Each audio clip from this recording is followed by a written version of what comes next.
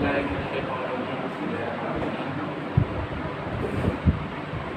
है आप सबको खैरियत से होंगे। आज की केमिस्ट्री क्लास के साथ दोबारा हाजिर है और चैप्टर नंबर 4 यानी आप लोगों को याद होकर चल रहा था और मैंने आप लोगों को बताया था इन द प्रीवियस क्लास के इसी के जो नेक्स्ट टॉपिक्स हैं उनको हम डिस्कस करते हुए आगे चलेंगे। तो आज के जो टॉपिक्स हैं उसमें properties of metals, non metals, metalloids, ये तमाम चीज़ें शामिल हैं और कुछ पीरियोडिक टेबल में मौजूद जो ट्रेंड्स होते हैं उनसे मुताबिक हेडिंग्स मौजूद हैं। तो properties of metals, non metals और मेटलॉइड्स पढ़ने से पहले आप लोगों को एक चीज़ बता दूँ कि जो कैटेगरीज बनाई गई पीरियोडिक टेबल में उनमें से ये 3 कैटेगरीज इसलिए अलग कर दी गई क्योंकि इनकी प्रॉपर्टीज़ डिफरेंट थी, आपस में मैच नहीं कर रही थी। लिहाजा जो साइंटिस्ट थे उन्होंने इस चीज़ पर गौर व खोज किया और गौर व खोज करने के बाद एक नतीजे पर पहुँचे कि इनके 3 ग्रुप बना दिए जाएँ और आपके सामने डेली रूटीन में भी ऐसी बहुत सी चीज़ें आती होंगी जिनको आप मेटल्स के तौर पर जानते हैं या नॉन मेटल्स के तौर पर जानते हैं। अलबत्ता जो थर्ड हेडिंग है जिसको हम मेटलॉइड्स कहते हैं उसको पहचानने में आपको डेली लाइफ में, रूटीन लाइफ में थोड़ी मुश्किलात पेश आ सकती हैं। अदरवाइज मेटल्स और नॉन मेटल्स को यकीनन आप सब लोग जानते होंगे। मेटल्स की उर्दू होती है धातें और नॉन मेटल्स की उर्दू होती है गैर धातें और मेटलॉइड्स को उर्दू में कहा जाता है धातुनुमा। तो धातुनुमा से मुराद ये है कि ऐसी खुसूसियात रखने वाले एलिमेंट जो मेटल्स और नॉन मेटल्स के बीच में होती हैं, यानी ऐसे एलिमेंट जिनकी खुसूसियात मैच करें कुछ मेटल्स से और कुछ नॉन मेटल्स से, तो उनको हम मेटल नॉन मेटल नहीं बोलेंगे, उनको हम कहेंगे मेटलॉइड्स या धातुनुमा। और इलेक्ट्रॉनिक्स की फील्ड में ये ग्रुप डिस्कवर होने के बाद बहुत ज़्यादा तरक्की हुई है, बहुत ज़्यादा रेवोल्यूशनरी चीज़ है। तो आप सब लोगों के लिए पढ़ना जानना ज़रूरी है। फिलहाल आप लोग सिर्फ प्रॉपर्टीज तक महदूद हैं। In the upper classes you will see the next characteristics, other properties of metalloids. तो ये एक दिलचस्प टॉपिक है, इसलिए मैंने सोचा आपको थोड़ा सा इसके बारे में पहले भी बता दूँ। तो आप लोग रजिस्टर्स और पेन्स वगैरह अपने पास यकीनन रखते होंगे। तो जो अहम पॉइंट्स आपको मैं अभी बताने वाला हूँ, आप उन तमाम अहम पॉइंट्स को ज़रूर अपने पास नोट डाउन कर लीजिएगा। ये अहम टॉपिक्स हैं, पेपर्स में आ सकते हैं, may be including union final exam. तो उम्मीद है कि यकीनन आप लोग इसको ज़ाया नहीं करेंगे और यकीनन तमाम पॉइंट्स को अपने पास नोट डाउन ज़रूर करेंगे। तो तकलीफ करना सर पॉइंट्स की जाने पर हम चलते हैं properties of metals, non metals.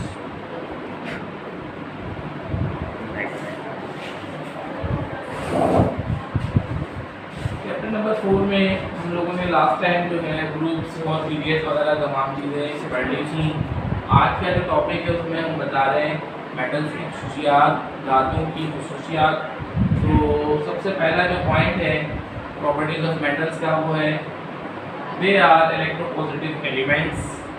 Electropositive elements को कहते हैं बल्कि मस्बत अनासिर।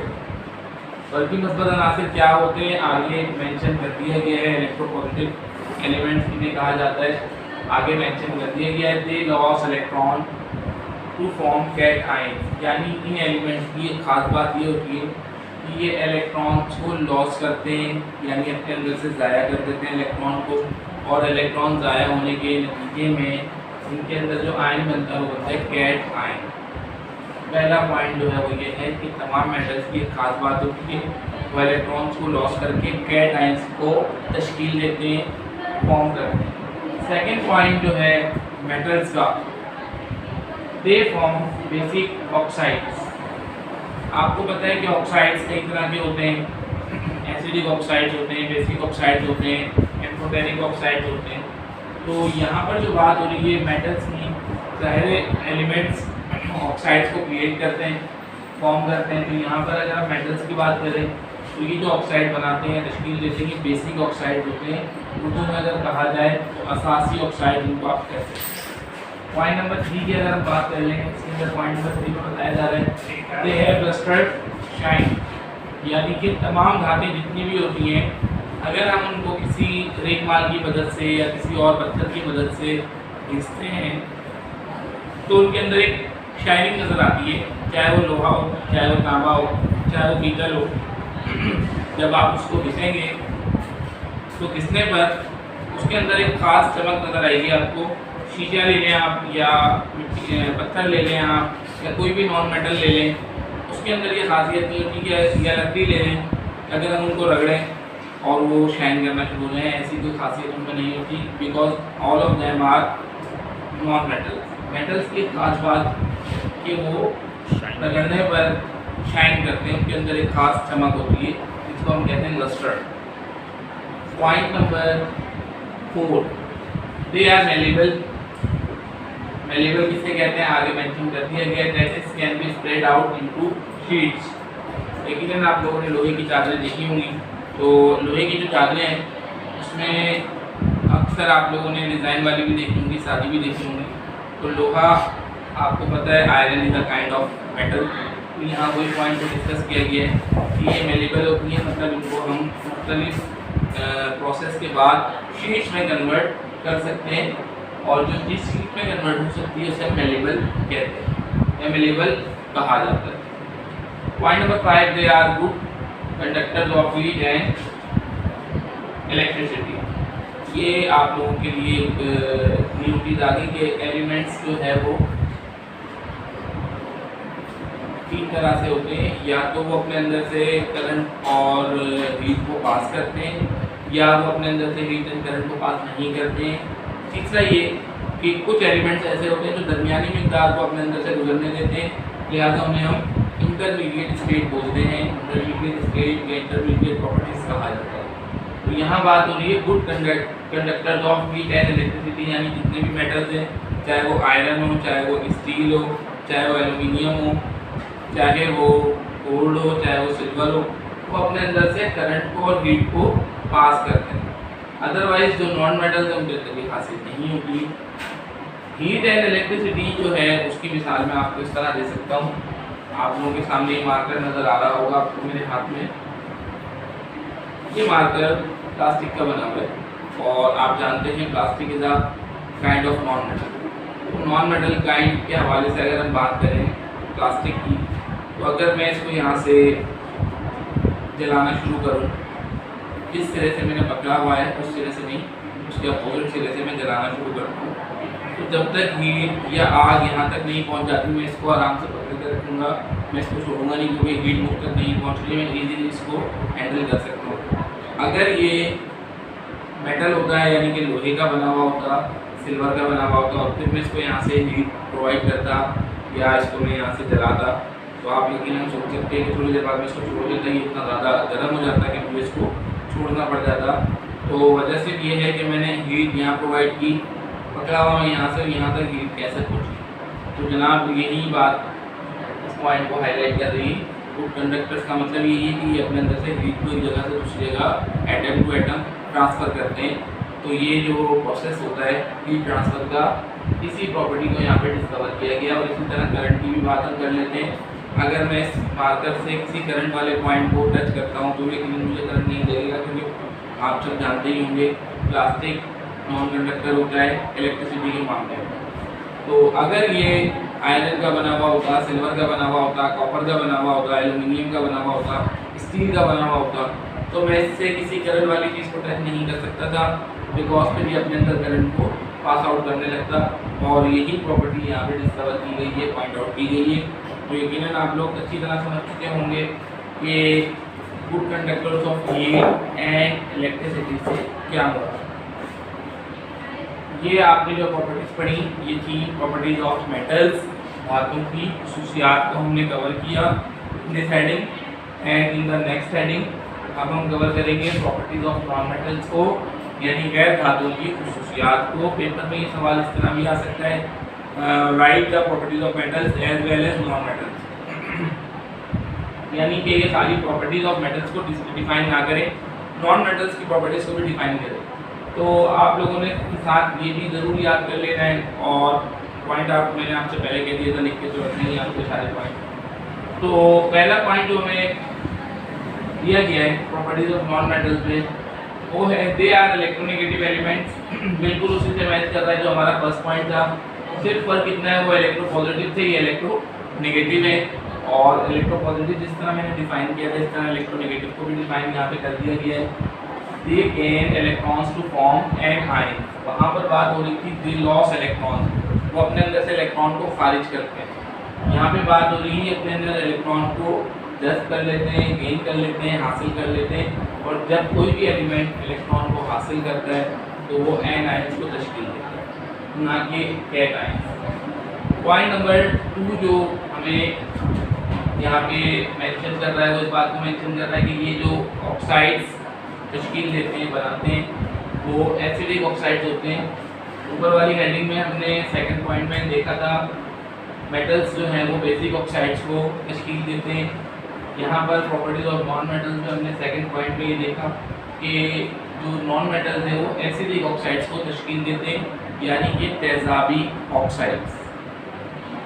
पॉइंट नंबर 3 की अगर हम बात कर लें तो पॉइंट नंबर 3 में बताया जा रहा है they are bad conductors of heat and electricity. ये ऊपर भी हमने आपको बताया था अभी कि जब मेटल्स ज़ाहिर है गुड कंडक्टर्स हैं, जो नॉन मेटल्स बैड कंडक्टर्स हैं। और मैंने मिसाल आपको दी थी अभी, लकड़ी की मिसाल आप ले सकते हैं, किसी भी प्लास्टिक की मिसाल आप ले सकते हैं, शीशे की मिसाल आप ले सकते हैं, किसी भी आप पत्थर की मिसाल ले सकते हैं। ये तमाम चीज़ें, या रबड़ की मिसाल आप ले सकते हैं, ये तमाम चीज़ें नॉन मेटल्स में शुमार होती हैं। और नॉन मेटल्स में शुमार होने से मुराद ये अपने अंदर से न हीट को पास आउट करती है न करंट को, इनके अंदर से हीटेड करंट कंडक्ट नहीं हो सकता। पॉइंट नंबर 4 में बताया जा रहा है most of them are gases, यानी कि लकड़ी, रबड़, प्लास्टिक के अलावा ज़्यादातर जो नॉन मेटल्स की बात हम कर रहे हैं वो ज़्यादातर गैसेस होती हैं। और आप जानते हैं गैसेस यानी कि ऑक्सीजन, यानी कि नाइट्रोजन, यानी कि कार्बन डाइऑक्साइड, यानी कि हाइड्रोजन, ये तमाम गैसेस जो हैं वो नॉन मेटल्स में शुमार की जाती हैं। तो ये आप लोग ये हेडिंग अच्छी तरह समझ चुके होंगे। जैसा कि शुरू में मैंने बताया था मेटल्स नॉन मेटल्स के साथ एक तीसरी खसूसियत को भी हाईलाइट किया गया है, यानी कुछ एलिमेंट्स ऐसे होते हैं जिनके अंदर ये इंटरमीडिएट स्टेट होती है, कुछ प्रॉपर्टीज़ को मैच करते हैं मेटल से, कुछ प्रॉपर्टीज़ उनकी होती हैं मैच नॉन मेटल से। तो इन दरमियानी हालत वाले एलिमेंट्स को कहा जाता है मेटलॉइड्स या धातु। मेटलॉइड या धातुआं ऐसे एलिमेंट्स होते हैं जिनकी खसूसियात मेटल्स और नॉन मेटल्स के बीच में होती हैं। हेडिंग वाइज आप इसको किस तरह लिखेंगे, किस तरह आपने एग्जामिनर को आंसर देना है जब वो पूछेंगे व्हाट आर मेटलॉइड्स, तो आपने लिखना है the elements which show the properties of both metals as well as non metals are called metalloids. Heading को अच्छी तरह देख लें ताकि आप लोग लिख सकें the elements which show the properties of both metals as well as non-metals are called metalloids। यानी कि ऐसे तमाम एलिमेंट्स जिनके अंदर मेटल्स और नॉन मेटल्स दोनों की खसूसियात शामिल हों या जो दोनों की खसूसियात को शो करें, ज़ाहिर करें, उन एलिमेंट्स को मेटलॉइड्स कहा जाता है। एक सबसे अहम और ख़ास बात जो आपको बताई गई थी, एसिड्स जो होते हैं, मेटल्स जो होते हैं वो एसिडिक ऑक्साइड्स को क्रिएट करते हैं, बताया गया था आपको सेकंड पॉइंट में। नॉन मेटल्स जो होते हैं वो एसिडिक ऑक्साइड्स को तश्कील देते हैं। मेटलॉइड्स जो आयंस तश्कील देते हैं, ऑक्साइड तश्कील देते हैं, वो एम्फोटेरिक होते हैं, basic as well as acidic. Their oxides are amphoteric. Amphoteric oxides ऐसे ऑक्साइड्स को कहा जाता है जिनके अंदर दोनों की खसूसियात हो, एसिडिक की भी और बेसिक की भी। देयर ऑक्साइड्स आर एम्फोटेरिक, इनके ऑक्साइड्स एम्फोटेरिक होते हैं, यानी कि इनके अंदर असासी और तेजाबी दोनों खसूसियात मौजूद होती हैं। चलते हैं अपनी नेक्स्ट हेडिंग की जानिब।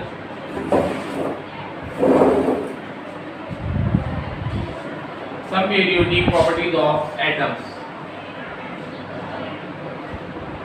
एटमों की कुछ दौरी हवाले से खसूसियात, दौरी खसूसियात के हवाले से जो हम बात करते हैं तो यहाँ फर्स्ट हेडिंग आ जाती है एटॉमिक रेडियस की।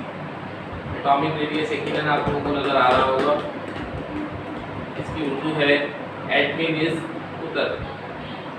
एटॉमिक रेडियस या एटमी स्कूटर की डेफिनेशन जो है वो पहले हम पढ़ लेते हैं, बाद में डिस्कस करेंगे कि क्या होता है।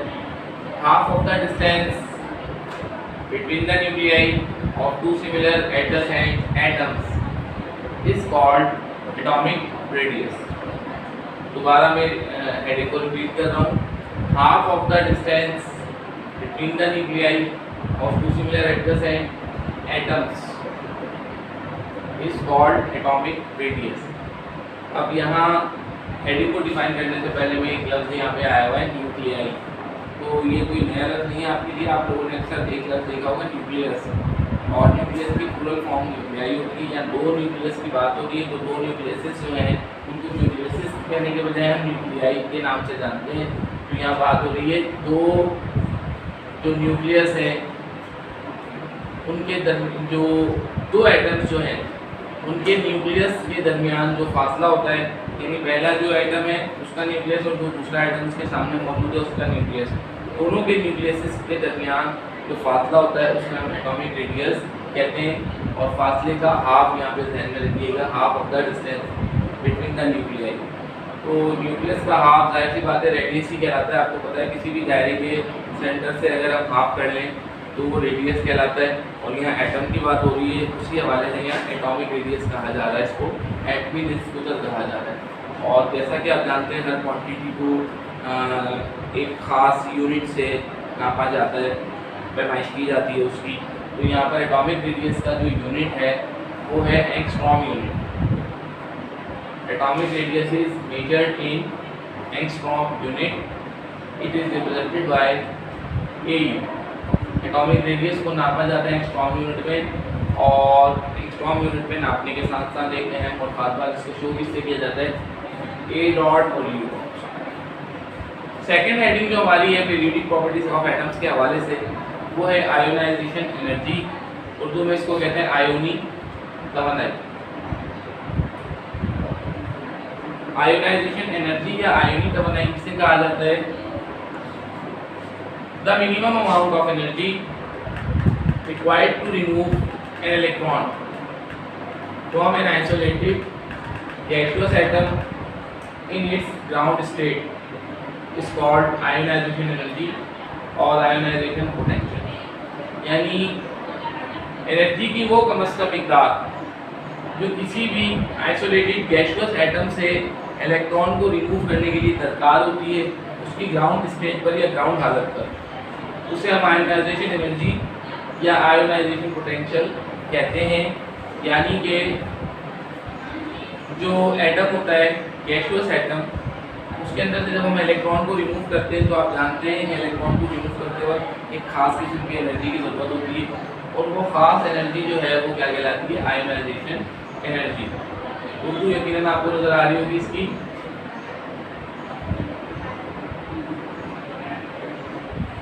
उर्दू पर ख़ास तौर पर गौर किया करें, भले आप इंग्लिश में लिख रहे हैं लेकिन आपको उर्दू में डिफ़ाइन करने का समझाने का मकसद यही होता है ताकि आपको चीज़ समझ में आ जाए, सिर्फ आप लोग रट्टा ना मारें बल्कि आपको चीज़ समझ में आ जाए। तो आज की क्लास में जो आपने चीज़ें जो हेडिंग्स आपने पढ़ी वो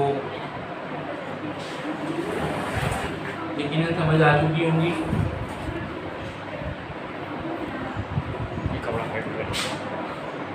जर्नल के हवाले से आप लोगों को शुरू में भी मैंने एक चीज़ बताई थी, दोबारा वो चीज़ मुझे आज डिस्कस करनी है। और अभी यकीनन आप सब लोग फ्री होंगे, इतना ज़्यादा बिजी नहीं होंगे क्योंकि स्कूल फ़िलहाल नहीं खुले हैं, तो ज़ाहिर है घर पे ज़्यादा टाइम स्पेंड हो रहा है, फ्री टाइम स्पेंड हो रहा है। तो आप लोगों के लिए कीमती मशवरा मैं लेकर आया हूँ। कीमती मशवरा ये है कि आप लोग इस फ्री टाइम में जर्नल अपने बना लें, और जर्नल बनाने के लिए आप लोगों को ज़्यादा दिक्कत का सामना नहीं करना पड़ेगा। एक प्रैक्टिकल जर्नल आपने लेना है, और प्रैक्टिकल जर्नल के साथ साथ एक बुक लेनी है। किसी भी आप बुक शॉप पे जाके अगर कहेंगे केमिस्ट्री की प्रैक्टिकल बुक दे दें, वो आपसे पब्लिशर पूछेंगे, जो बेस्ट पब्लिशर है वो डॉक्टर सैफुद्दीन है। इसके अलावा और भी मज़ीद पब्लिशर्स आते हैं, ज़रफ़शा वगैरह भी, लेकिन जो अच्छे पब्लिशर हमें बताए जाते हैं और हाईलाइट किए गए हैं वो हैं डॉक्टर सैफुद्दीन। डॉक्टर सैफुद्दीन की प्रैक्टिकल बुक और प्रैक्टिकल जर्नल आप ले लें, और उसमें आप जब बुक लेंगे तो आपको सामने ही नज़र आ जाएगा इंडेक्स। इंडेक्स में आपको प्रैक्टिकल नज़र आएंगे और केमिस्ट्री की बुक में टोटल जो प्रैक्टिकल्स होते हैं वो 12 होते हैं और आपने तमाम के तमाम जो प्रैक्टिकल्स हैं वो लिखने हैं। और आप सब जानते ही होंगे कि डायग्राम्स जो बनाई जाती हैं वो ब्लैंक पेज पे बनाई जाती हैं, नॉन लाइनिंग पेज पर बनाई जाती हैं और जो लिखा जाता है वो लाइनिंग पेज पर लिखा जाता है। तो प्रैक्टिकल जर्नल बनाने का सबसे अहम मकसद ये है कि जब आपके थ्योरी एग्ज़ाम हो जाते हैं तो आपका प्रैक्टिकल एग्ज़ाम जो है वो लाजमी होता है। अगर आप ये क्लियर नहीं करेंगे तो आपको थ्योरी एग्ज़ाम में जो है वो फेल तो नहीं किया जाएगा, लेकिन आप कहलाएंगे फेल ही केमिस्ट्री के पेपर में, क्योंकि आप प्रैक्टिकल में फेल हैं। तो प्रैक्टिकल एग्ज़ाम जब होते हैं तो हमें प्रैक्टिकल जर्नल के साथ लेबॉर्ट्री में इंटर होना होता है और जो एग्जामिनर होते हैं, जो भी एग्जामिनर, उनको प्रैक्टिकल जर्नल हमने हैंड ओवर करना होता है। तो प्रैक्टिकल जर्नल के बिल्कुल चेक करने के बाद नंबर मेंशन करते हैं और वही नंबर हमारी जो प्रैक्टिकल कॉपी उसमें लिख दिए जाते हैं और वो प्रैक्टिकल में इंक्लूड कर दिए जाते हैं। तो यकीनन आप सब अहमियत समझ चुके होंगे प्रैक्टिकल जर्नल की। तो प्रैक्टिकल जर्नल आप लोग बना लें। उसमें आप लोगों ने सबसे पहले अपडेटस लिखना होता है। थ्योरी आपकी मर्ज़ी है, थ्योरी चाहे तो लिखें चाहे तो ना लिखें, नो प्रॉब्लम। एपरेटस के बाद केमिकल्स के बाद मेथड होता है, मेथड के बाद ऑब्जर्वेशन के बाद कैलकुलेशन, फिर रिजल्ट। ज़रूरी नहीं कि तमाम प्रैक्टिकल्स में कैलकुलेशन मौजूद हो। कैलकुलेशन सिर्फ उन प्रैक्टिकल्स में की जाती है जिसमें कोई ना कोई फार्मूला अप्लाई किया जा रहा हो, फिर फार्मूले में वैल्यू पुट करके आंसर निकाला जा रहा हो, या ऑब्जर्वेशन में मौजूद वैल्यूज़ को कैलकुलेट करके हमें लिखना हो, तो वहाँ कैलकुलेशन की हेडिंग ज़रूर होती है। अदरवाइज़ अगर सीधा साधा प्रैक्टिकल है तो आपने उसमें कैलकुलेशन की हेडिंग नहीं देखनी ना लिखनी है। तो कैलकुलेशन के बाद आपका आ जाता है रिजल्ट। ये तमाम हेडिंग्स आपने ब्लू मार्कर से डालनी है, ब्लैक मार्कर से अंडरलाइन करना है। ब्लू इंक पेन से आपने प्रैक्टिकल जर्नल को बनाना है। इंशाल्लाह जब जल्द से जल्द स्कूल खुलने वाले हैं, जैसे स्कूल खुलेंगे मैं आप लोगों का प्रैक्टिकल जर्नल चेक कर लूँगा। मार्क्स आपको उसी वक्त दिए जाएंगे जब आपका फाइनल एग्ज़ाम होगा। चेक कराने के बाद आपने उसको अपने घर में एक सेफ जगह पे स्टोर करके रख देना है। At the time of practical फिर आपने उसको निकालना। तो उम्मीद है कि आप लोगों को आज की क्लास के साथ साथ जो मैंने एक मशवरा दिया प्रैक्टिकल जर्नल बनाने का वो भी अच्छी तरह समझ में आ चुका होगा और इसके इंशाल्लाह मशवरे पर आप लोग अमल भी करेंगे। तो आज की क्लास के लिए अख्ताम होता है। इंशाल्लाह आप लोगों से नेक्स्ट क्लास में ज़रूर मुलाकात होगी। तब तक अपना ख्याल रखिएगा। अल्लाह।